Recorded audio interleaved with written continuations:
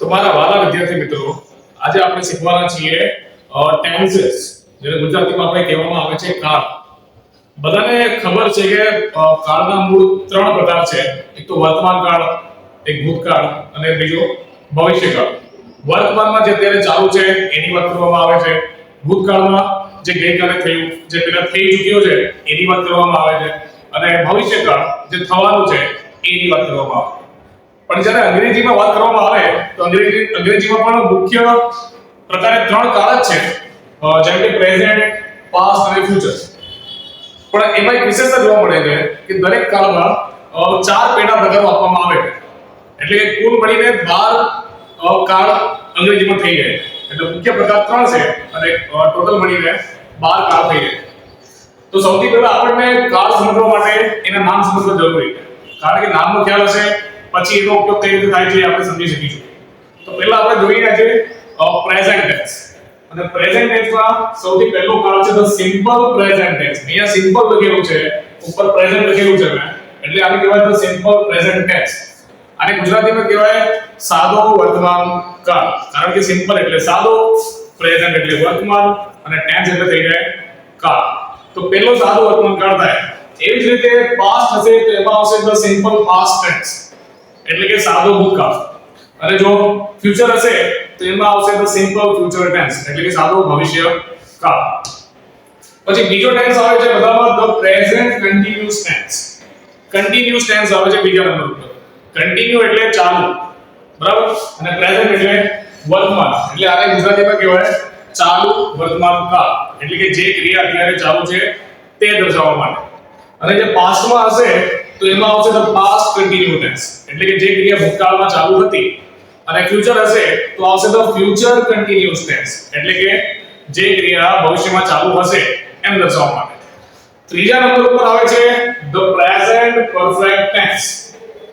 બરાબર, હવે આ પરફેક્ટ શબ્દ વપરાય છે. પરફેક્ટ નો મતલબ થાય છે પૂર્ણ. પરફેક્ટ એટલે પૂર્ણ અને પ્રેઝન્ટ એટલે વર્તમાન અને ટેન્સ એટલે કાળ. એટલે ગુજરાતીમાં કહી શકાય કે પૂર્ણ વર્તમાન કાળ. હવે પૂર્ણ વર્તમાન કાળનો ઉપયોગ ક્યાં થાય? તો જે ક્રિયા વર્તમાનમાં પૂર્ણ થઈ ચૂકી હોય, જે ક્રિયા આપણે કરી લીધી હોય, જે કાર્ય પૂર્ણ થઈ ચૂક્યું હોય તે દર્શાવવા માટે ધ પ્રેઝન્ટ પરફેક્ટ ટેન્સનો ઉપયોગ થાય છે. એવી જ રીતે પાસ્ટમાં હશે ધ પાસ્ટ પરફેક્ટ ટેન્સ અને ફ્યુચરમાં હશે ધ ફ્યુચર પરફેક્ટ ટેન્સ. એ આપણે આવતા વિડિયોમાં જોઈશું. અને ચોથા નંબરના કાળમાં આવે છે પ્રેઝન્ટ પરફેક્ટ કન્ટીન્યુ ટેન્સ. આને આપણે ધ્યાનથી જોઈએ તો આપણે એક તો પરફેક્ટ ટેન્સ આવી ગયું અને બીજો કન્ટીન્યુ પણ આવી ગયું. એટલે આ બે ટેન્સનું મિશ્રણ આપણે ગણી શકાય. હવે આમાં શું છે? તો આ ટેન્સમાં આવે છે ચાલુ પૂર્ણ વર્તમાન કાળ, એટલે કે જે ક્રિયા ચાલુ થઈ હતી અને અત્યારે પણ ચાલુ છે. કોઈ વ્યક્તિ સવારથી કોઈ કાર્ય કરી રહ્યું છે અત્યારે પણ એ કામ ચાલુ છે, એ દર્શાવવા માટે આ ટેન્સનો ઉપયોગ કરી શકાય છે. તો સૌથી પહેલા વિદ્યાર્થી મિત્રો, તમારે ટેન્સના નામ યાદ રાખવા ખૂબ જ જરૂરી છે. એ તમને યાદ હોવા જોઈએ, અંગ્રેજીમાં પણ અને પછી ગુજરાતીમાં પણ. તો હવે આપણે જોઈએ સૌથી પહેલો કાળ અંગ્રેજીનો, જે ખૂબ જ જરૂરી છે સમજવા માટે અને સિમ્પલ પણ છે અને એનું નામ પણ સિમ્પલ જ છે. તો આપણે જોઈએ તો સિમ્પલ પ્રેઝન્ટ ટેન્સ. દરેક વિદ્યાર્થીઓ તો આપણે શીખવાના છીએ સૌથી પહેલો કાળ, જેનું નામ છે ધ સિમ્પલ પ્રેઝન્ટ ટેન્સ. એટલે ગુજરાતીમાં આપણે કહી શકાય કે સાદો વર્તમાન કાળ. સાદો વર્તમાન કાળ. હવે દરેક ટેન્સ ના જેના નામ જુદા જુદા છે એના ઉપયોગ પણ અલગ અલગ જગ્યાએ કરવામાં આવે છે. તો સિમ્પલ પ્રેઝન્ટ ટેન્સનો ઉપયોગ ક્યાં કરવામાં આવે? તો રોજિંદી ક્રિયાઓમાં કરવામાં આવે. તો પહેલો યુઝ થાય છે એનો રોજિંદી ક્રિયા. હવે રોજિંદી ક્રિયાઓ કઈ કઈ છે? તો આપણે દરરોજ સવારે શાળાએ જઈએ છીએ તો આપણે કહી શકીએ કે I go to school every day. બરાબર, આપણે દરરોજ હોમવર્ક કરીએ છીએ તો I write homework every day. I do my homework every day. એવું આપણે કહી શકીએ છીએ. સવારે આપણે 6 વાગે ઉઠતા હોઈએ તો આપણે કહી શકીએ I wake up at 6 o'clock in the morning. હું સવારે 6 વાગે ઉઠું છું.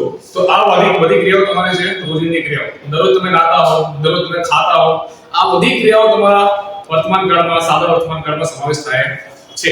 પછી બીજો છે સનાતન સત્ય વાક્ય.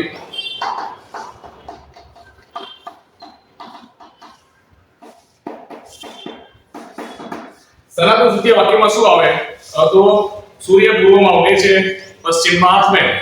The sun rises from the east and sets to the west. કે પૂર્વમાંથી ઉગે છે, પશ્ચિમમાં આથમે છે. હિમાલય પૃથ્વીનો સૌથી ઊંચો પહાડ છે. બરાબર, આને પણ આપણે સિમ્પલ પ્રેઝન્ટ ટેન્સમાં ગણી શકીએ છીએ. આ બધા સનાતન સત્ય વાક્યો છે જે ક્યારે પણ બદલાતા નથી, દરેક સમયે એક સરખા રહેતા હોય છે.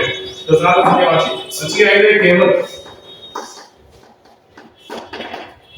કહેવતોમાં આવી જાય an apple is a better than a doctor. કે દરરોજ તમે એક સફરજન ખાઓ અને તમે ડોક્ટરથી બચી શકો છો. તો કોઈ પણ પ્રકારની જે કહેવત હોય છે એ તમારા સાદા વર્તમાન કાળમાં આવે.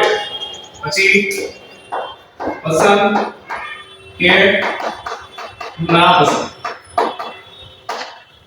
I like tea, I don't like coffee. જે મને પસંદ છે I like to read, મને વાંચવાનું પસંદ છે. તો જે મને પસંદ છે એ બધી વસ્તુ તો સિમ્પલ પ્રેઝન્ટ ટેન્સમાં આવશે. હવે કયા કયા શબ્દોનો ઉપયોગ થાય છે આમાં તો જોઈ લઈએ. તો સૌથી પહેલા તો always એટલે હંમેશા. પછી આવશે often, અને often પણ વંચાય છે, often પણ વંચાય. અમેરિકાના લોકો આને often વાંચે છે, બ્રિટનના લોકો આને often વાંચે. બરાબર, તો often અને often બંને રીતે આને વાંચી શકાય, એટલે વારંવાર. પછી આવે છે sometimes, એટલે થઈ ગયા ક્યારે. આના સિવાય daily છે, everyday છે, એ બધા શબ્દોનો પણ ઉપયોગ કરી શકાય છે. હવે એના પછી આપણે શીખવું પડે કે આની વાક્ય રચના કઈ રીતે બને છે, કે કઈ રીતે આનું વાક્ય આપણે બનાવવું પડશે. તો વાક્ય રચના બનાવવા માટે સૌથી પહેલા આવે સબ્જેક્ટ, પછી આવે verb અને પછી આવે ઓબ્જેક્ટ. હવે સબ્જેક્ટમાં શું આવે? તો સબ્જેક્ટમાં કર્તા આવે, વર્બમાં આવે ક્રિયાપદ અને ઓબ્જેક્ટમાં આવે તમારું કર્તા. કર્તા એટલે ક્રિયા કરનાર વ્યક્તિ. જે વ્યક્તિ ક્રિયા કરતો હોય એને આપણે સબ્જેક્ટ ગણી શકાય છે. દાખલા તરીકે I, you, we, they, he, she, it. અને કોઈ વ્યક્તિનું નામ પણ હોઈ શકે છે. I એટલે શું થાય છે? તો I એટલે હું થાય. You એટલે તમે થાય. we એટલે અમે થાય. they એટલે તેઓ, અને he એટલે તે, she એટલે પણ તે, અને it એટલે પણ તે. અને he વપરાય છે છોકરાઓ માટે, she વપરાય છે છોકરીઓ માટે, અને it પ્રાણી, પક્ષી કે નિર્જીવ વસ્તુ માટે વપરાય છે. અને કોઈ વ્યક્તિનું નામ પણ હોઈ શકે છે. તો આ બધા તમારા સબ્જેક્ટ છે. પછી આવશે તમારું વર્બ. વર્બ એટલે તમારું ક્રિયાપદ. ક્રિયાપદ એટલે તમે કઈ ક્રિયા કરો છો એ. દાખલા તરીકે I speak, તો ભાઈ હું બોલું છું. I speak, હું શું બોલું છું? I speak in English. એ હું ઇંગ્લિશમાં વાત કરું. બરાબર. પછી I જગ્યાએ you play, તમે રમો છો, you play cricket થઈ શકે, you play cricket. પછી we, તો we sing a song, કે અમે ગીત ગાઈએ છીએ. પછી they play basketball, તેઓ બાસ્કેટબોલ રમે છે. તો આ રીતે તમે વાક્ય બનાવી શકો છો. સૌથી પહેલા સબ્જેક્ટ આવે, પછી વર્બ આવે, અને એના પછી આવે ઓબ્જેક્ટ. સબ્જેક્ટમાં તમારો આવશે ક્રિયા કરનાર વ્યક્તિ, અને વર્બમાં આવશે જે પણ ક્રિયા છે એ આવશે, અને ઓબ્જેક્ટમાં આવશે તમારો કર્મ, જે એ કર્મ કરી રહ્યા છે એ આવશે. કે I speak English, you play cricket, we sing a song. તો song, cricket, English આ બધા તમારા કર્મ આપેલા છે. બરાબર. સાદા વર્તમાન કાળનો સૌથી મુખ્ય નિયમ એ છે કે જ્યારે વાક્યની શરૂઆત he, she, it કે કોઈ નામ થી થાય ત્યારે ક્રિયાપદની આગળ s અથવા es લાગે છે. હવે દરેક જગ્યાએ s તો લાગી શકે છે, પણ es ક્યાં લાગે? તો જે ક્રિયાપદની આગળ s, ch, sh, x કે o હોય ત્યારે es લાગે છે. હવે કઈ રીતે લાગે છે આપણે જોઈ લઈએ. તો જેમ જેમ આપણે કીધું કે I play cricket, કેવું ક્રિકેટ રમવું. હવે આ વાક્ય જ્યારે આપણે he she કે it થી બોલીએ ત્યારે I ની જગ્યાએ અહીંયા આવે he, અહીંયા આવે play, અહીંયા play ના આવે, play ની આગળ તમારે આવે s, એટલે થઈ જાય he plays cricket. તેવી જ રીતે આપણે બોલીએ કે they watch a movie. સૌથી પહેલા આવી ગયું સબ્જેક્ટ, પછી આવી ગયું verb, એના પછી આવી ગયું object. they watch a movie. આ વાક્યને જ્યારે આપણે he she it થી લખીએ, she થી લખીએ તો watch ની જગ્યાએ આવે watches, આગળ લાગી જાય es, કારણ કે છેલ્લો અક્ષર આમાં c જ આપેલું છે. તો she watches a movie. તો આવી રીતે he she it ની આગળ s કે es લાગે છે. પછી આપણે જોઈ લઈએ નકાર વાક્યો.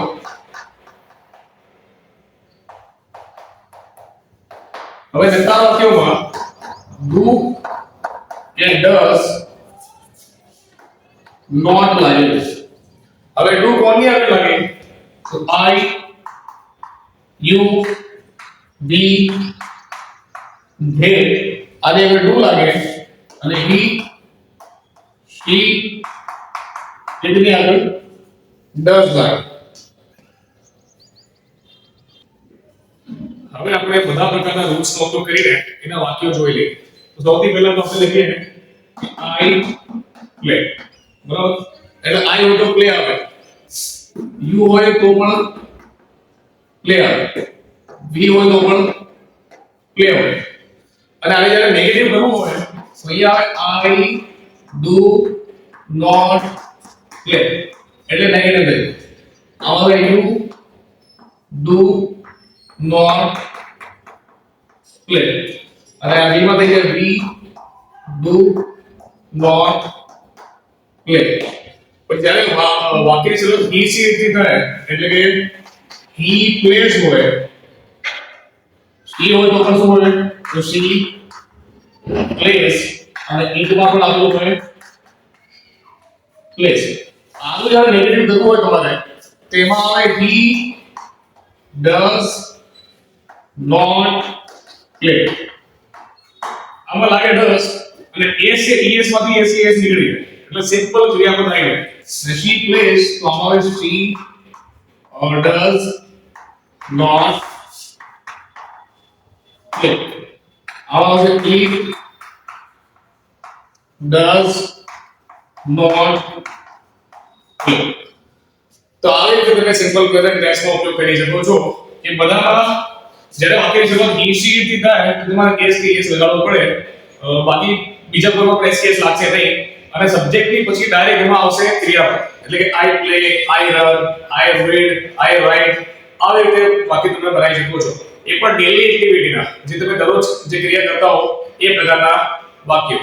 અને જ્યારે નકારો કરવા હોય તો તમે do not કે does not નો ઉપયોગ કરી શકો છો. તો he she it માં તમારે does not નો ઉપયોગ કરવાનો છે અને બાકી બધામાં તમારે do not નો યુઝ કરવાનો રહેશે.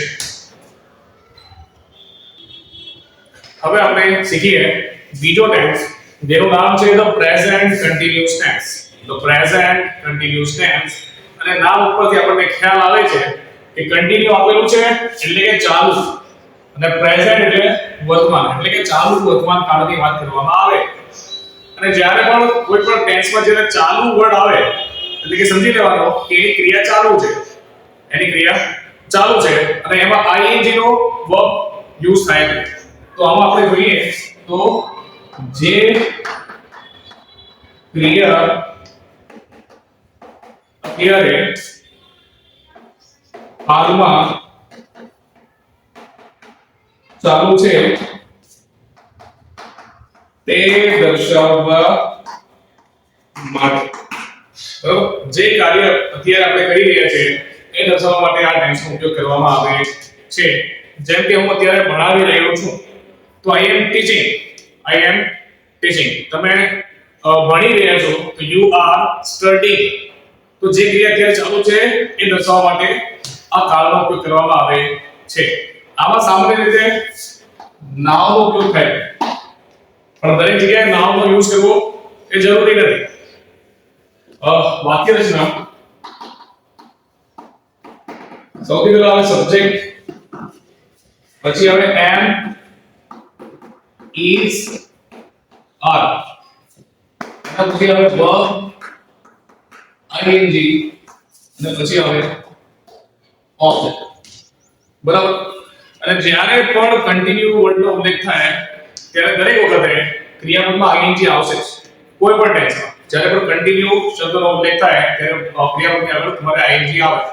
હવે સૌથી પહેલા સબ્જેક્ટ આવે. સબ્જેક્ટ તમને ખબર છે કે I, you, we, they, he, she, it એ બધા સબ્જેક્ટ છે. પછી આવશે am, is, are. હવે am કોની સાથે આવે? તો આપણને ખબર છે કે am આવે I ની સાથે, એટલે થઈ ગયા I am. is કોની સાથે આવે? તો he, she, it કોઈ વ્યક્તિનું નામ આપેલું હોય તો પણ is આવી શકે છે. હવે are ક્યારે આવે? તો આ આવશે you, we અને they. આમાં આવશે are. એટલે આની સાથે આપણે યુઝ કરીશું am, he is, she is, it is, you are, we are, they are. એટલે ક્રિયાપદની આગળ આવશે તમારું ing, એટલે ક્રિયા ક્યારે ચાલુ છે. દાખલા તરીકે આપણે લખી શકીએ કે હું અત્યારે લખી રહ્યો છું. હું અત્યારે લખી રહ્યો છું. તો આ ક્રિયા અત્યારે ચાલુ છે કે હું અત્યારે લખી રહ્યો છું.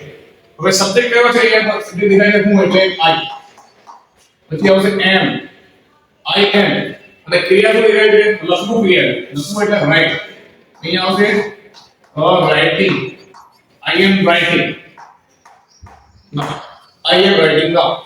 આનું જ્યારે નેગેટિવ કરવું હોય તો આપણે કરી શકીએ I am not writing.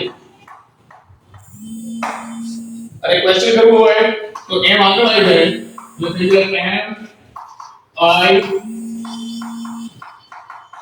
am I writing. બીજો વાક્ય જોઈએ આપણે કે તેઓ ક્રિકેટ રમી રહ્યા છે. એટલે કે અત્યારે ક્રિકેટ ચાલુ છે અને તેઓ રમી રહ્યા છે. ક્રિયા અત્યારે ચાલુ. હવે તેઓ ક્રિકેટ રમી રહ્યા છે. આ વાક્યમાં સબ્જેક્ટ કયો છે? તો સબ્જેક્ટ છે તેઓ. તેઓ ને અંગ્રેજીમાં કહેવાય they. હવે they ની સાથે શું આવે? તો are, they are.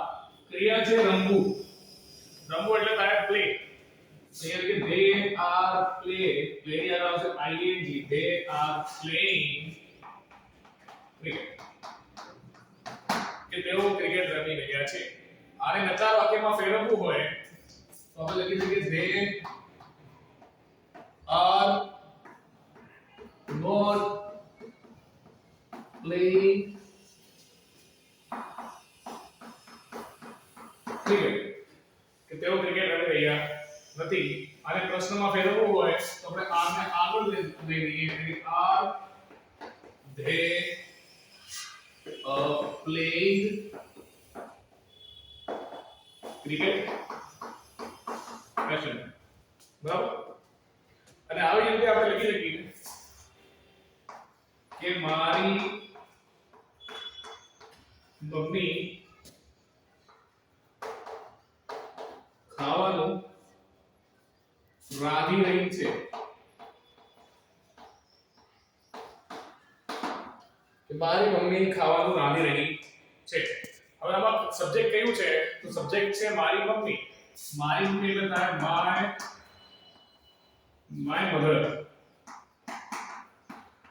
હવે my mother ની સાથે શું આવે? તો આવે is. my mother is. મારી મમ્મી શું કરી રહી છે? તો રાંધી રહી છે એટલે થાય cooking. my mother is cooking a food. કે મારી મમ્મી ખાવાનું રાંધી રહી છે. આ નેગેટિવ કરવો હોય તો આપણે લખી શકીએ કે my mother is cooking, is not cooking, is not cooking. અને ક્વેશ્ચન કરવું હોય તો આપણે is ને આગળ લઈ જઈએ તો is my mother cooking આ થઈ જાય તમારું પ્રશ્ન. તો આવી રીતે તમે પ્રેઝન્ટ કન્ટિન્યુઅસ ટેન્સ નો ઉપયોગ કરી શકો છો અને સહેલાઈથી શીખવા માટે આ તમારે 20 થી 25 વાક્ય તમારે પોતે બનાવવા જોઈએ જેથી તમને એ સહેલું પડે. હવે આપણે જોઈશું નંબર 3 ટેન્સ જેનું નામ છે ધ પ્રેઝન્ટ પરફેક્ટ ટેન્સ. તો પરફેક્ટ એટલે શું થાય? તો પરફેક્ટ એટલે પૂર્ણ થાય અને પ્રેઝન્ટ એટલે વર્તમાન એટલે પૂર્ણ વર્તમાન કાળ. આ ટેન્સનો ઉપયોગ ક્યાં થાય છે? જ્યારે કોઈ ક્રિયા વર્તમાનમાં અત્યારે પૂર્ણ થઈ ચૂકી હોય. જેમ કે મેં ખાવાનું ખાધું છે, મેં પાણી પીધું છે, મહેમાન આવી ગયા છે, વરસાદ પડી ચૂક્યો છે, ટ્રેન જતી રહી છે. જે ક્રિયા અત્યારે પૂર્ણ થઈ હોય એના માટે આ કાળનો ઉપયોગ કરવામાં આવે છે. તો આપણે કહી શકીએ જે ક્રિયા અત્યારે પૂર્ણ થઈ ચૂકી હોય, જે ક્રિયા અત્યારે પૂર્ણ થઈ ચૂકી હોય તે દર્શાવવા માટે આ કાળનો ઉપયોગ થાય છે. તો સામાન્ય રીતે just now પછી already જેવા શબ્દોનો આમાં ઉપયોગ થઈ શકે છે. હવે વાક્ય રચના કેવી આવે છે? તો વાક્ય રચનામાં સૌથી પહેલા તમારે આવશે સબ્જેક્ટ, પછી આવશે તમારું has અથવા have. સબ્જેક્ટ પ્લસ has અથવા have પ્લસ verb. verb માં આવશે v3 એટલે ત્રીજો રૂપ અથવા પાસ્ટ પાર્ટિસિપલ પણ તમે કહી શકો છો. પછી આવશે અહીંયા ઓબ્જેક્ટ.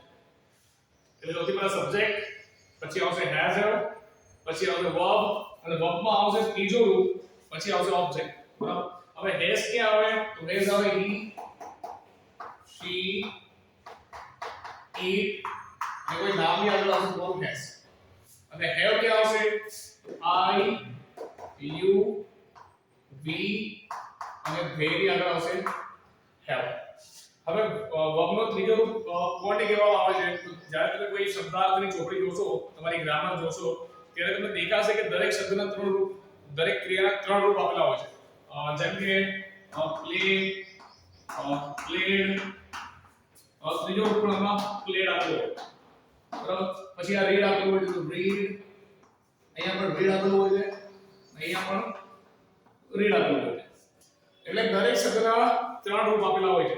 જે ત્રીજો રૂપ હોય છે એનો યુઝ તમારે પરફેક્ટ ટેન્સમાં કરવાનો હોય છે. બરાબર. તો એને ત્રીજો રૂપ કહેવામાં આવે છે.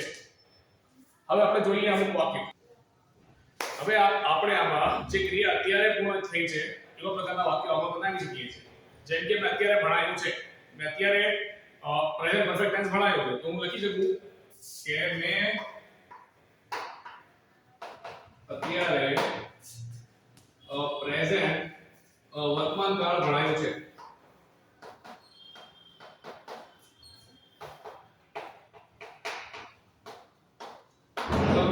એટલે ક્રિયા પૂર્ણ થઈ ચૂકી છે, હું ભણાવી ચૂક્યો છું, મારું કામ પૂર્ણ થઈ ચૂક્યું હોય એ દર્શાવવા માટે આ કાળનો ઉપયોગ થાય છે. હવે આમાં સૌથી પહેલા સબ્જેક્ટ આવશે I, પછી I સાથે સાથે આવે have. I have શીખવવું એટલે થાય taught, એટલે teach થાય છે, શીખવવું એટલે teach થાય. એનું ત્રીજો રૂપ જ્યારે મેળવવામાં આવે past participle તો એ થઈ જાય taught. I have taught the present tense. The present tense. બરાબર. એટલે કે મારી ક્રિયા પૂર્ણ થઈ ચૂકી છે. મારી મમ્મી ખાવાનું રાંધી લીધું છે, એટલે ખાવાનું બની ગયું છે, અત્યારે ખાવાનું બની ગયું છે. એટલે આપણે લખી શકીએ કે મારી મમ્મીએ ખાવાનું રાંધી લીધું છે. તો આમાં આવશે માય મધર, મારી મમ્મી એટલે માય મધર. હવે માય મધર ની સાથે હેઝ આવે કે હેવ આવે? તો હેઝ આવે. My mother has. હવે રાંધવું એટલે થાય કુક, અને અને cook નો ત્રીજો રૂપ થાય cooked. My mother has cooked a food. કે મારી મમ્મીએ ખાવાનું બનાવી દીધું છે. પછી ત્રીજો વાક્ય આવી શકે કે મારા પપ્પા ઓફિસેથી આવી ગયા કે ઓફિસે જતા રહ્યા છે. તો આપણે લખી દીધી કે મારા પાપા ઓફિસે જઈ ચૂક્યા છે. એટલે ક્રિયા પૂર્ણ થઈ ચૂકી છે. તો આમાં આવશે my father સાથે આવશે has gone to office કે મારા પિતાજી ઓફિસે જઈ ચૂક્યા છે. my father has gone to office. હવે આ ટેન્સ ને નેગેટિવ કરવું હોય તો તમારા have કે has ની આગળ નોટ લગાવી દેવાનું. એટલે કે I have not અહીંયા નોટ લાગી જાય તો એ ટેન્સ તમારું નેગેટિવ થઈ જાય. એ વાક્ય તમારું નકાર થઈ જાય. તો I have not got the present tense. એનો વર્તમાન કાળ અત્યારે શીખવ્યું નથી. My mother has not cooked the food. કે મારા મમ્મી અત્યાર સુધી ખાવાનું રાંધ્યું નથી. My father has not gone to office. કે મારા પિતાજી અત્યાર સુધી ઓફિસે પહોંચ્યા નથી. બરાબર? તો આ રીતે તમે આ કાળનો ઉપયોગ કરી શકો છો. હવે આપણે જોઈએ number 4 the present perfect continuous tense. અને આમાં પરફેક્ટ પણ આવે છે અને કન્ટિન્યુ પણ આવે છે. પરફેક્ટ એટલે થાય પૂર્ણ. આપણે લખી દઈએ. અને કન્ટિન્યુ એટલે થાય ચાલુ. એટલે ચાલુ પૂર્ણ વર્તમાન ભૂતકાળ. બરાબર? હવે આનો ઉપયોગ ક્યાં થાય છે? તો જે ક્રિયા ચાલુ થઈ હતી અને અત્યારે પણ ચાલુ છે. જેમ કે સવારે વરસાદ પડી રહ્યો હતો અને અત્યારે પણ વરસાદ પડવાનું ચાલુ છે. હું સવારથી ભણાવી રહ્યો છું અને અત્યારે પણ મારે ભણાવવાનું ચાલુ છે. તમે સવારથી ભણી રહ્યા છો અને અત્યારે પણ તમારું કામ ચાલુ છે.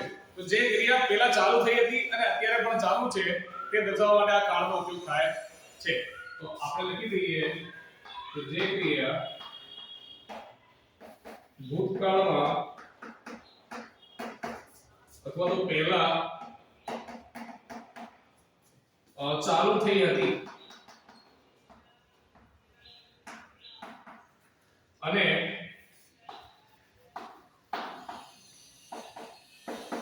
અત્યારે પણ ચાલુ છે. બરાબર? એટલે વાક્ય રચનામાં કેવી આવે તો સબ્જેક્ટ આવશે, પછી આવશે has અને have. તો જ્યારે પણ પ્રેઝન્ટમાં પરફેક્ટ આવે તો has have તો આવવાનું છે. પછી આવશે આમાં been. આ યાદ રાખી લેવાનું. Subject plus has have plus been. અને પછી આવશે એનું verb. verb હંમેશા આવશે ing. જ્યારે પણ કન્ટિન્યુઅસ નામ આવે તો verb હંમેશા ing આવશે પ્લસ ઓબ્જેક્ટ. બરાબર? વાક્ય આપણે લખી દઈએ કે હું સવારના 8 વાગ્યાથી ભણાવી રહ્યો છું. હવે આમાં બે શબ્દોનો તમે ઉપયોગ કરી શકો છો. એક તો since છે અને એક છે તમારું for. since જે છે એ તમારો પોઈન્ટ ઓફ ટાઈમ દર્શાવે. પોઈન્ટ ઓફ ટાઈમ દર્શાવે છે. જ્યારે for છે એ તમારો ડ્યુરેશન દર્શાવે.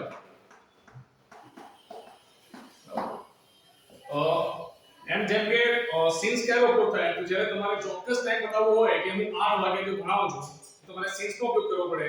પણ તમારે જ્યારે એમ કહેવું હોય કે હું 3 કલાકથી કે 4 કલાકથી ભણાવી રહ્યો છું ત્યારે તમારે for નો ઉપયોગ કરવો પડે. તો અહીંયા આપણે જોઈએ કે હું સવારના 8 વાગ્યાથી ભણાવી રહ્યો છું. એટલે કે સવારના 8 વાગ્યાથી ભણાવી રહ્યો હતો ને અત્યારે પણ આ ક્રિયા મારી ચાલુ જ છે. તો અહીંયા આવશે I have. કારણ કે વાક્ય રચનામાં સબ્જેક્ટ પછી has કે have આપેલું છે તો અહીંયા આવશે have. I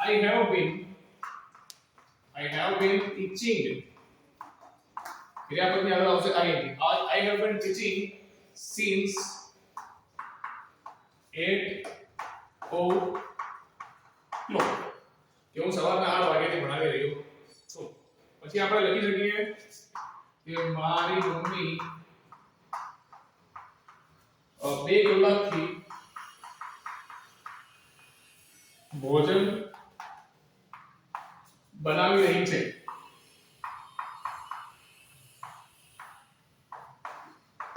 મારી મમ્મી 2 કલાકથી ભોજન બનાવી રહી છે એટલે કે ક્રિયા 2 કલાકથી ચાલુ છે ને અત્યારે પણ ચાલુ છે એટલે આવશે માય મધર પછી આવશે has પછી આવશે been my mother has been cooking for 2 hours for 2 hours બરાબર એટલે ક્રિયા ચાલુ હતી અને અત્યારે પણ ચાલુ છે થોડા ઓર દોથી બાકી વિધાન પછી આપણે લખી શકીએ કે તેઓ સવારના 6 વાગ્યાથી ક્રિકેટ રમી રહ્યા છે.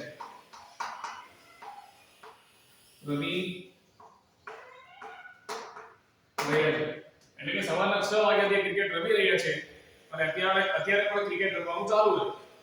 તો આમાં થશે તેઓ એટલે ધે સાથે આવે have they have been અહીંયા ક્રિયા આવેલી છે playing they have been playing of cricket. આમાં તમે ચોક્કસ સમય આપેલો છે 6 વાગ્યાનો એટલે આવશે since 6 o'clock 6 o'clock બરાબર અને નેગેટિવ કરવું હોય તો તમારે have ની આગળ નોટ લગાવી દેવાનું કે they have not been playing cricket since morning. બરાબર મારા પાપા સવારથી કામ કરી રહ્યા છે. my father has been working since morning. એ સવારથી કામ કરી રહ્યા છે. પછી એવું પણ આવી શકે કે અમે અમદાવાદમાં 10 વર્ષથી રહીએ છીએ એટલે કે 10 વર્ષથી અગાઉમાં રહીએ છીએ અને અત્યારે પણ અહીંયા આપણે રહીએ છીએ તો આપણે લખી શકીએ કે we have been living in the Ahmedabad for 10 years. કારણ કે ચોક્કસ સમય આપેલું નથી એ માટે અહીંયા થશે for. અને નેગેટિવ કરવું હોય તો થઈ શકે we have not been living in the Ahmedabad since 10 years for 10 years. તો આ રીતે તમે આ કાળનો ઉપયોગ કરી શકો છો.